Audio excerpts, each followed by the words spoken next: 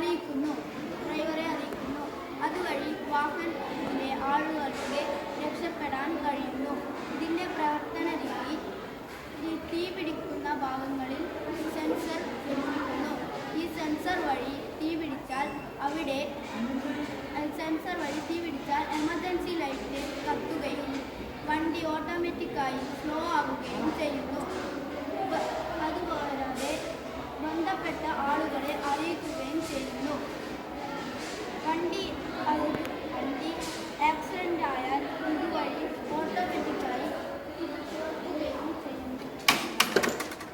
അപ്പോൾ ഇവിടെ ഇരിക്കുന്ന ആളുകൾക്ക് ഇതിൽ വന്നടിച്ചാൽ ഒരു പ്രശ്നവും ഉണ്ടാവുന്നില്ല.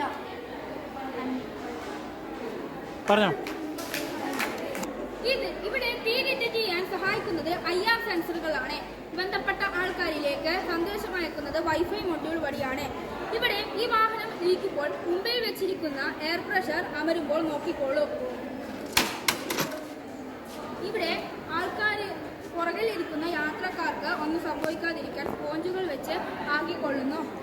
ഉള്ളിലെ ഡ്രൈവർക്ക് ഒന്നും സംഭവിക്കാതിരിക്കാൻ സീറ്റുകൾ ബാക്കൗട്ട് ആകുന്നു. ഇവിടെ സീറ്റ് ബെൽറ്റ് അമരുമ്പോൾ ഡ്രൈവർക്ക് ഹാൻഡിൽ തട്ടി ഒന്നും സംഭവിക്കുന്നില്ല.